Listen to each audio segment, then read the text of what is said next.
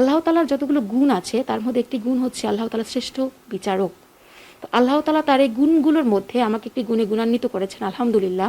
যিনি ন্যায় বিচারক তিনি কিয়ামতের দিন আরশের ময়দানে আরশের নিচে ছায়া পাবেন। এই লোকটা আমি আসলে সামলাতে পারছি না। পড়াশোনার প্রতি মনোযোগ এবং অদম্য ইচ্ছাশক্তিতেই ১৭তম বাংলাদেশ জুডিশিয়াল সার্ভিস নিয়োগ পরীক্ষার চূড়ান্ত ফলাফলে সহকারী জজ হিসেবে সারা দেশে প্রথম স্থান অর্জন করেছেন বরিশাল বিশ্ববিদ্যালয়ের শিক্ষার্থী হালিমাতুস সাদিয়া। নিয়মিত অধ্যাবসায় তাকে এ সাফল্য এনে দিয়েছে।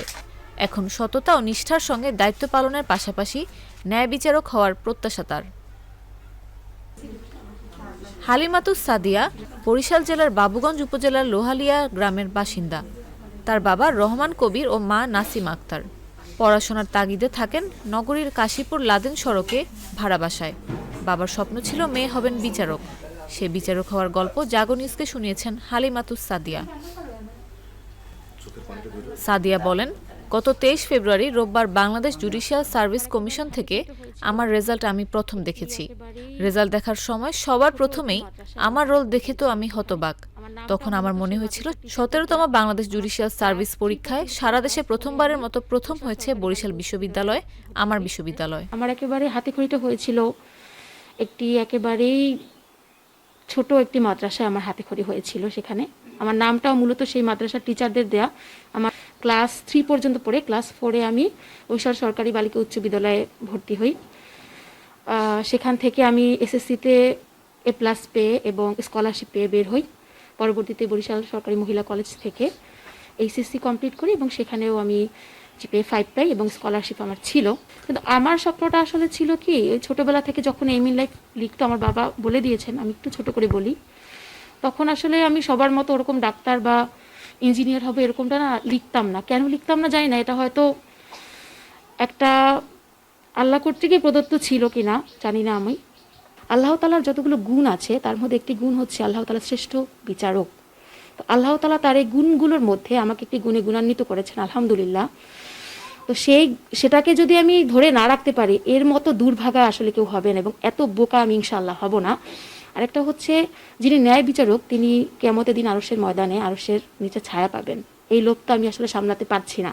ইনশাআল্লাহ আমি চেষ্টা করব জীবনের শেষ দিন পর্যন্ত সততা ও নিষ্ঠার সাথে আমার দায়িত্বে অবিচল থাকা এবং আমি মানসিকভাবে সুস্থ থাকা পর্যন্ত আমার হাত থেকে একটাও যেন অন্যায় জাজমেন্টে না হয় ইনশাআল্লাহ।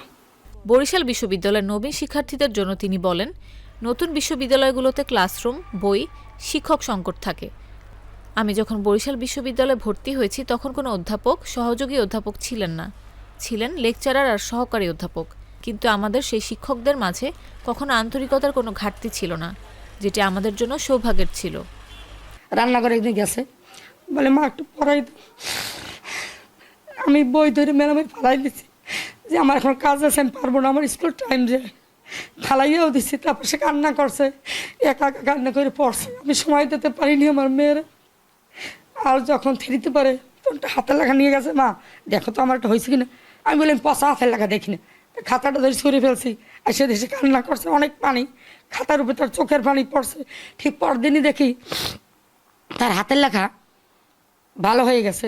আমরা ছোটবেলায় দুজনে বাসায় থাকতাম, আমি ক্রিকেট খেলতাম, ও একা একা থাকতো। ওকে একটা দোলনা বানিয়ে দিয়েছিল আমার বাবা, সেই দোলনাও দোল খেত।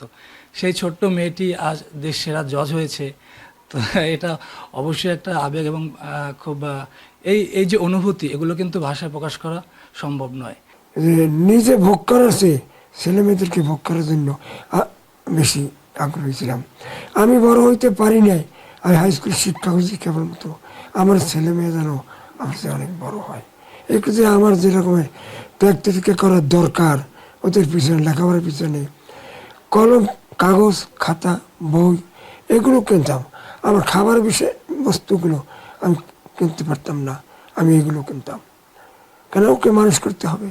প্রাইভেট দিতাম, ওই বিত্তশালী ছেলে মেয়ে যেভাবে প্রাইভেট পড়তো প্রত্যেকটা সাবজেক্টে, আমি ওদেরকে প্রত্যেকটা সাবজেক্টে প্রাইভেট দিতাম। তাই প্রাইভেট যে আমি দিতাম তা না, ওরা নিজেরা প্রাইভেট ঠিক করতো, আমি শুধু অর্থ দিতাম।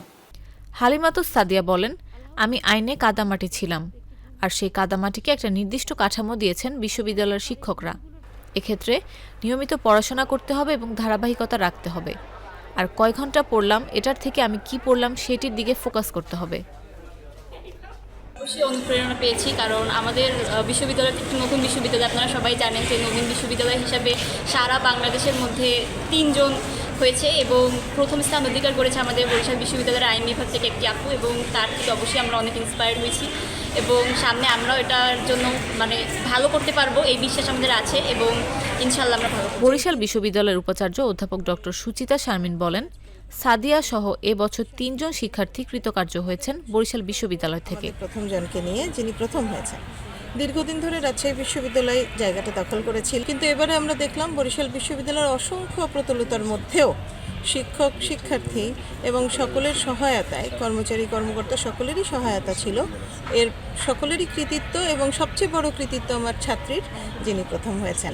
এছাড়াও যে 2 জন এবারে কৃতকার্য হয়েছেন তাদের জন্য 3 জনের জন্যই রইল আমার অভিনন্দন।